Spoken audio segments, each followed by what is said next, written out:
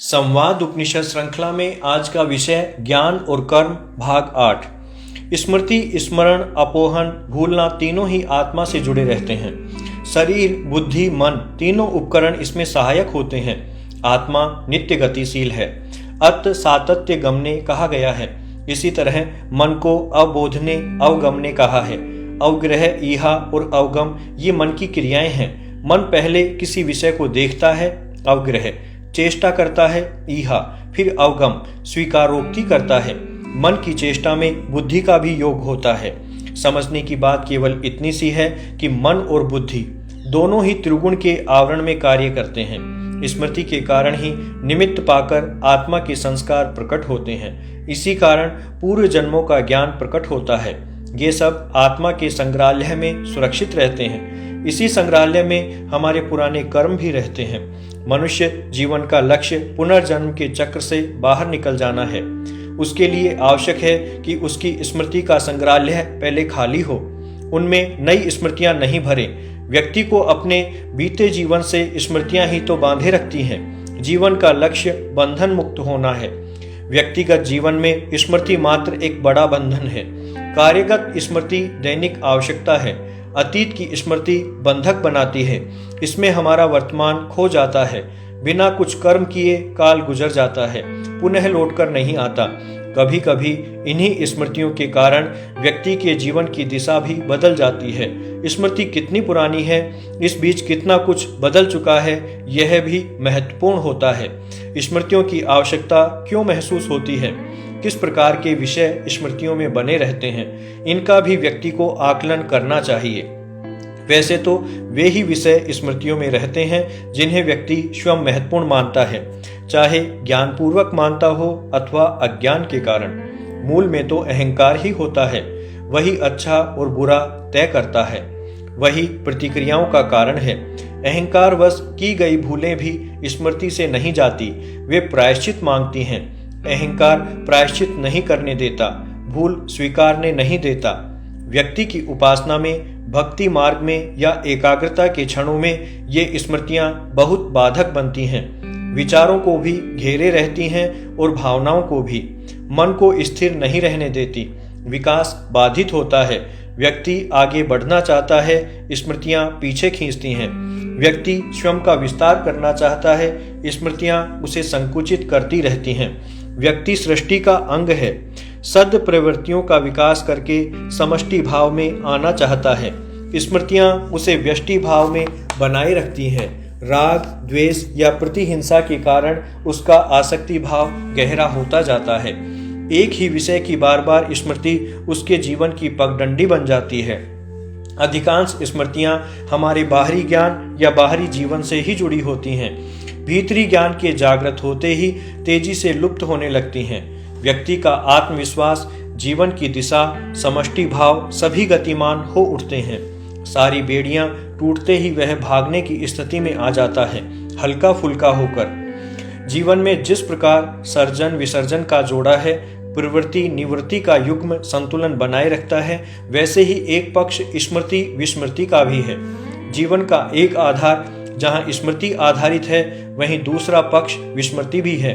न बिना स्मृति के कार्य चलता है, न ही बिना विस्मृति के। स्मृति आवश्यक भी है, अनावश्यक भी।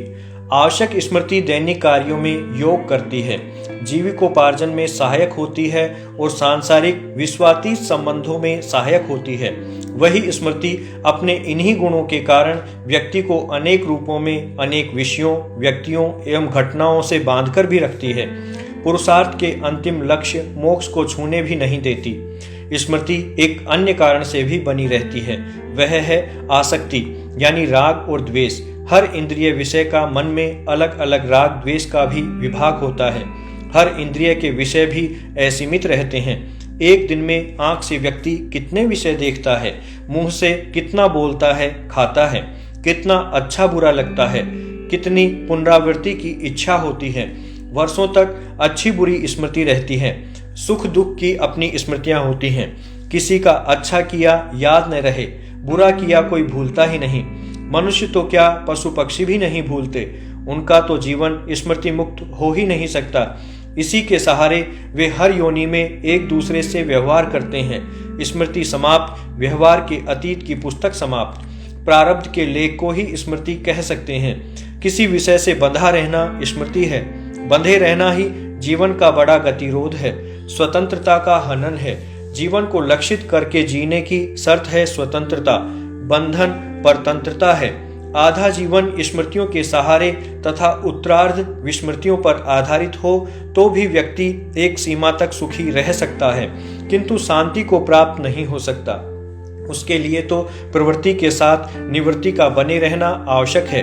स्मृति पटल से अनावश्यक सूचनाएं प्रतिदिन मिटती भी जानी चाहिए, भले ही लोग आपको कम बुद्धिमान मान लें। एक तथ्य है कि बुद्धिमान कभी शांत दिखाई नहीं पड़ता, उसमें उष्णता रहती है जो दाहक भी बन जाती है, उसके अहंकार का राजमार्ग बनाती है।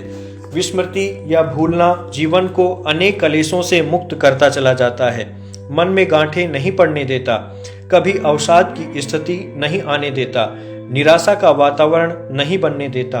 व्यक्ति निर्बाध रूप से सुखी रहता है। स्मृति भूतकाल से बांधकर रखती है जो लौटकर नहीं आ सकता। हमारे यहाँ कहा जाता है कि बीती ताही बिसार दे, इसी से अहंकार पर विजय पा सकते हैं। फल की इच्छा से व्यक्ति मुक्त रहता है।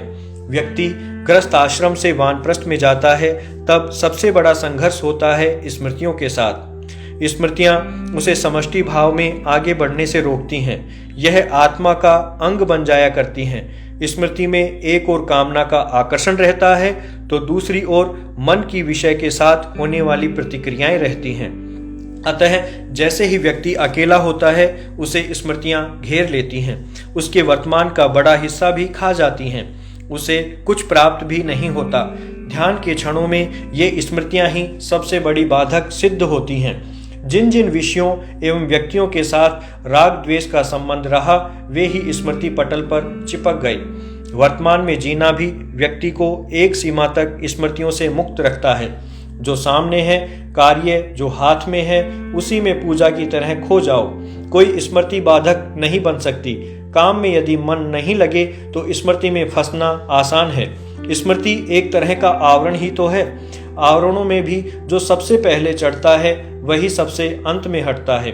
ध्यान के अभ्यास में जो पहली क्रिया या पाठ सिखाया जाता है वह भूलने का, स्मृतियों को खाली करने का ही पाठ होता है। जब तक मस्तिष्क खाली नहीं होगा, नीचे दबी हुई प्रज्ञा जागृत ही नहीं होगी। शिक्षा और विज्ञान का यही तो अभिशाप है। इस प्रज्ञा के जागृत होने पर ही जाति स्मरण ज्ञान पूर्व जन्मों का होता है।